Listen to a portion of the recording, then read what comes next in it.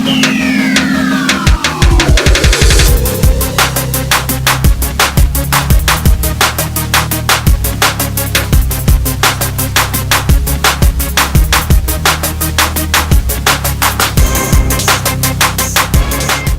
going on? It's your boy Big Q from TeamBoydTV here with a little off-season coverage.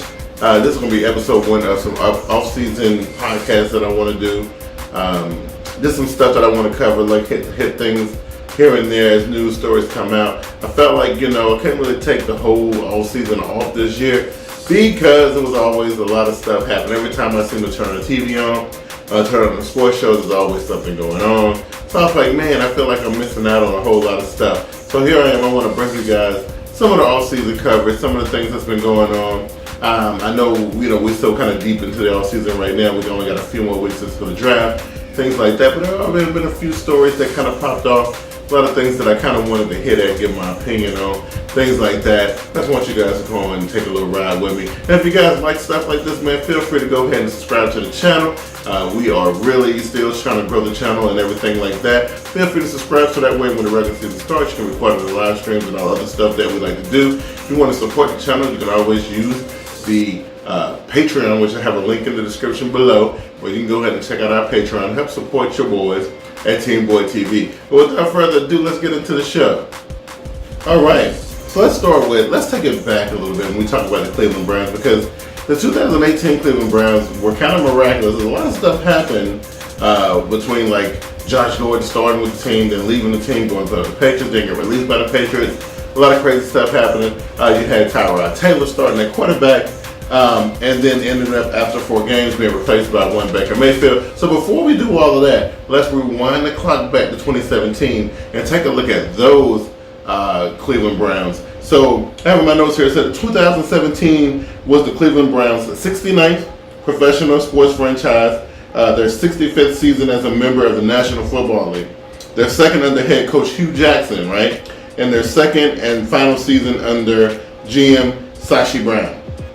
The Browns failed to improve on a 1-15 record for the previous season, losing all 16 games in 2017 and continuing the losing streak dating to the final game of the previous season. They became the second team in NFL history to go 0-16 after the 2008 Detroit Lions. The Browns became the 12th NFL team to have gone winless, playing 8 games or more, and the 4th since the AFL-NFL merger in 1970. And going 0-16, the Browns became the first franchise in NFL history to have multiple seasons with 15 or more losses, and the first to start consecutive seasons with at least 14 losses. They were mathematically eliminated from the AFC North title contention in Week 11, extending an active NFL record drought to 25 consecutive seasons without a division title.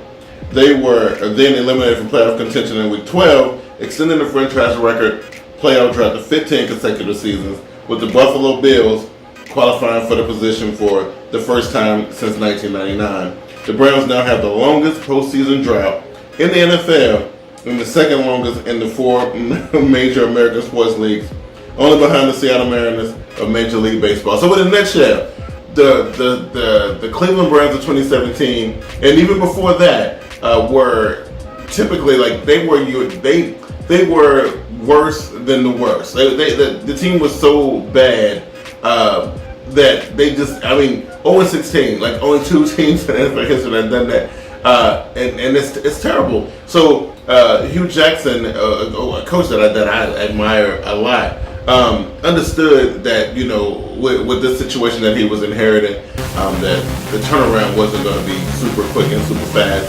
This was going to be something that was going to take a few seasons to kind of get together. They always had the top 5 picks for the last, 4 or 5 seasons or whatever the case may be. So they were starting to build up a nice little roster of high draft picks,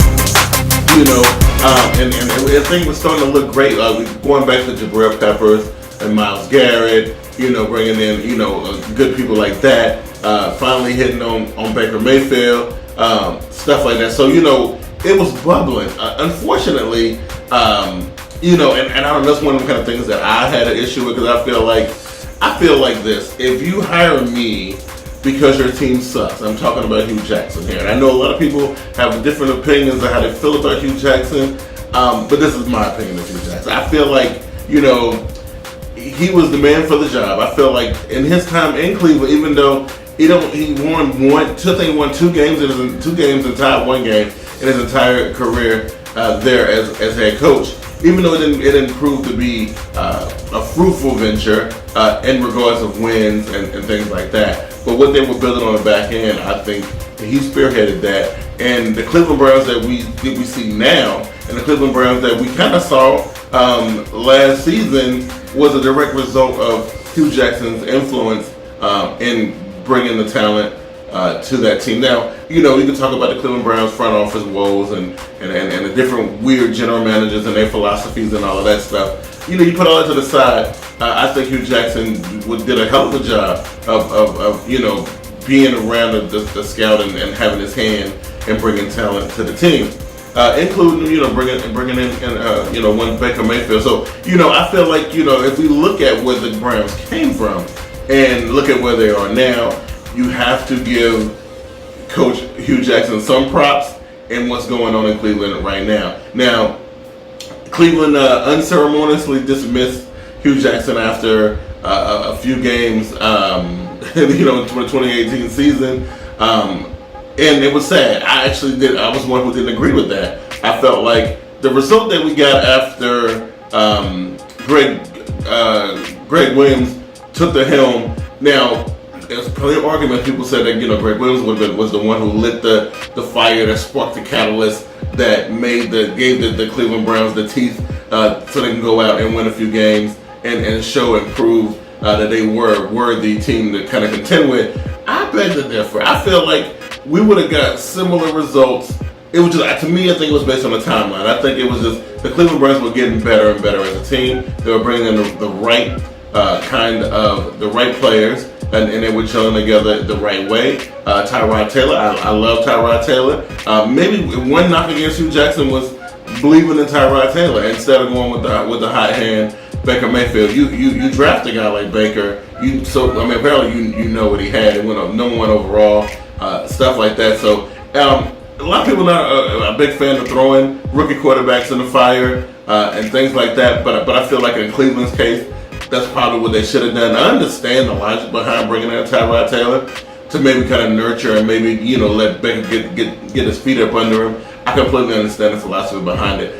Maybe he waited a little bit too long to pull a trigger on starting Baker Mayfield, which I would say would probably be his only detriment. I would say one of the few things that I would say Hugh probably made mistakes in. Probably should have brought Baker in a little bit earlier. That probably would have saved his job. But I do seriously believe that the series of events that happened after his dismissal would have been similar had he still been coach. Not taking nothing away from Greg Williams, I think he did a hell of a job of inspiring those men to go out and win games and stuff like that, and maybe placating and playing into the competitive spirit of a lot of the people on the team, aka Baker Mayfield, Jarvis Landry, so on and so forth. Those dudes would really want to go out and prove that they were winners, and he kind of fed into that, which maybe again to Hugh's detriment, maybe he didn't quite tap into that like he should have. But again, like I say, I believe that the results would have been similar. Maybe not the same. Let's say minus 1 or 2 games won. I think the Cleveland Browns would have been okay. But as things have happened, things done changed a little bit. We move into the 2019 season. We still have the draft on the horizon. But let's get into some of the offseason moves that the Cleveland Browns have made, including bringing in one superstar in Odell Beckham Jr., and how that's going to change and morph this team into something that I believe is going to be a serious contender for the AFC North crown. As we look at the new look Cleveland Browns, let's see where they finished at in 2018. So they finished at 7-81, third in the AFC North Division, which means that they finished better than the bottom. You know what I mean? Which that was a significant improvement, especially winning 7 games. I feel like that was a major improvement, considering nobody expected them to win any games at all. So Coach Hugh Jackson got dismissed early in the season. The 2-5-1 record with the during his tenure there, Greg Williams went 5-3-0, that kind of thing. So everything was cool. I think that combustible situation between the offensive coordinator Tyler Haley and the whole HBO thing, it was a lot of combustible situations going on in Cleveland at the time, and a lot of quite crazy stuff was happening, and so it really didn't bode well for somebody like Hugh Jackson. Then you had this Baker Mayfield. His popularity was bubbling. All eyes were on Cleveland. They started winning under Greg Williams, and that kind of stuff. So we fast forward to the offseason. They finished spectacularly, better than anybody thought they would. So we tried to figure out what they was going to do at the head coach position. They decided to bring in Freddie Kitchens as the head coach. Much to my surprise, I thought since Greg Williams did such a good job with what he did with the remainder of the season after Hugh Jackson got dismissed, I thought he would be the number one pick to go in as instead of being interim head coach, be the head coach. Especially since he's the defensive minded coach, and Cleveland was spectacular on the defensive side of the ball. Everybody think about all the cool offensive things that the Browns were doing with Baker Mayfield and Jarvis Landry and Josh Gordon when he was there for the small amount of time that he was there.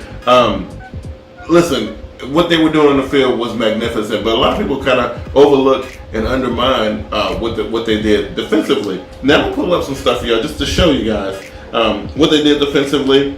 I was actually surprised when I pulled these stats. That the team finished overall with 37 sacks. That's a lot of sacks for a team that wasn't really expected to win any games, with 13 being held by Myles Garrett. 13 sacks by himself. Well, and the next person that was closest to him was Jamie Collins at 4, and so that's a wide gap. That is that was defensive tackle Larry Ogunjimbi. He had 5.5 sacks. So either way, they finished with that many sacks on the defensive side of the football. It's amazing, right? So that means the defense was actually doing their thing as well as the offense clicking. So the whole team was clicking as a whole. We see that was a sack total. So you had the forced fumbles. We had 18 on the season, which is a lot. Fumble recoveries, we had 22. Really cool stuff. I think that the defense is going to play a huge part in it, and going forward.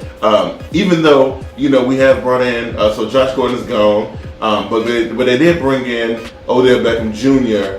To fill that slot during this offseason. So the question is, what does Odell Beckham bring to the Cleveland Browns? I mean, is he going to bring a bunch of drama, a bunch of baggage, a bunch of stuff? Listen, Cleveland ain't no New York, so I think the number one thing is, since you don't have an audience or people, a public the size of New York, that I think that Odell would probably be a different type of cat in Cleveland. But then there's the big fish in the small pond situation.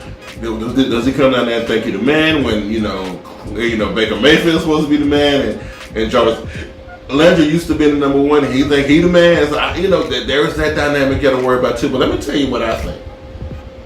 I think if the Cleveland Browns were able to win 7 games against all odds last season, amid a coaching change, amid losing their number one wide receiver in Josh. Well, first not thinking that you're just gonna have them, then you have them, and then you don't have them. It's weird, right? You lost your coach. You had a quarterback change. A bunch of weird stuff was going on, right? So amid all that, they still were able. They were that close. If it wasn't for a couple different things, they were that close to making the playoffs last season. So what I would say is, and what I would predict, and what I think would be one of the things that I feel real strongly about right now. I mean, obviously, we are in April, and it's kind of hard to call these things in April. But I think they're a shoo-in to win the AFC North Division. You have a bunch of turmoil going on in Pittsburgh right now. And I don't know what we got going on in Baltimore. We got a new quarterback there with a different style. Joe Flacco is now in Denver. So that whole thing is different to our Sutton's retired. So there's a lot of different things going on in Baltimore. Cincinnati completely imploded right before our eyes. So there's that whole thing about Cincinnati needing to completely rebuild. They lost their head coach and all that too. So a lot of drama elsewhere in the AFC North. And I'm going to tell you something that you might find crazy, that right now in April, right, the Cleveland Browns have the most stability of any team in that division. And that sounds crazy, but it's the truth. So no other team is as stable and as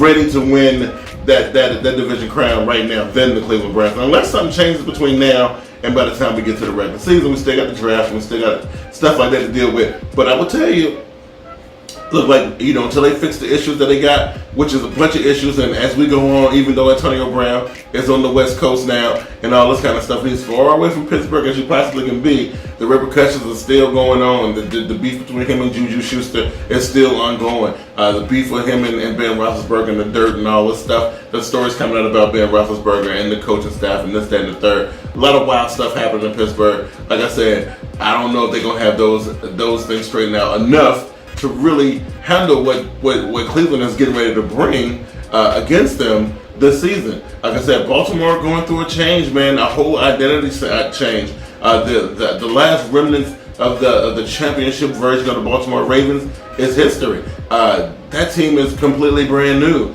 with Lamar Jackson at the helm. So we're gonna see some totally brand new stuff pop off in Baltimore. So again, not really knowing what's gonna happen in Baltimore, I still think they got a better shot than Pittsburgh, and definitely a better shot than Cincinnati. But do I think they look better than Cleveland right now? I don't think so.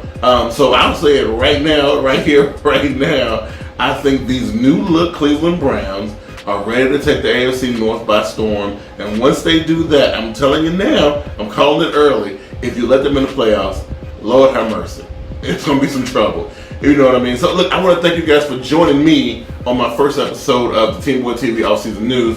And like I said, might be a little bit behind with some of the news, but I'm still catching up. I got some stuff going on. So look, I got a good show planned for y'all next week. So next week we're going to be looking at, we just talked about it, a lot of the turmoil that's going on in Pittsburgh. And I think the week after that we'll talk about what's happening in Green Bay with Aaron Rodgers and Mike McCarthy and the coaching staff up there, all that kind of stuff. I got a lot of news, a lot of things to cover. If you guys like this type of stuff that I'm doing, please let me know by giving the video a thumbs up and a like. Crush that like button. That lets me know that I probably should do more of these kind of things. And if you guys want me to turn this into a show, into a live stream, let me know in the comment section. Let's be like, yo, bro, I like this. Let's make it into a discussion. I like it. Let me know in the comments. I'll do that. I mean, I just didn't feel like doing that right out the gate because I didn't have anything built up about it. But I'm willing to do it if you guys want to see something like that happen. Again, if you guys want to support the channel, watch it grow. Subscribe to the channel if you're not already. If you dig what we're doing here, you know what I mean. Like, let somebody know. Tell a friend of a friend. Let them know. Have them subscribe to the channel. Help us grow the channel. If you want to support your boys over here at Team Boyd TV, just go ahead and hit our Patreon link. It is in the description. Go in there. You can kind of check things out. See what you want to do. Anything helps, man. $1 per subscriber will be awesome. You know what I mean? To help us out, to help us do different things. So, on behalf of my boys, Glass from Get With It Sports, and the Raven Shogun JP, and Vernie B, I'm your boy Big Q. This is Team Boy TV Offseason Episode 1. I hope you guys enjoyed it. Join me again next week as we do the same thing all over again. Let's go. Team Boy TV online programming campaign has begun. Team Boy TV Live will be airing live on Wednesday nights at 8 p.m. We also have the Team Boy TV presents the Black and Blue podcast, which will be airing on Tuesday nights at 7:30 p.m. We also have Team Boy TV Game Time, which are picks for the week, which will be airing on Saturdays. Follow us on all of our social media, Twitter, Facebook, Instagram. Subscribe to our channel on YouTube. Also subscribe to us on Twitch for all your NFL coverage for 2018.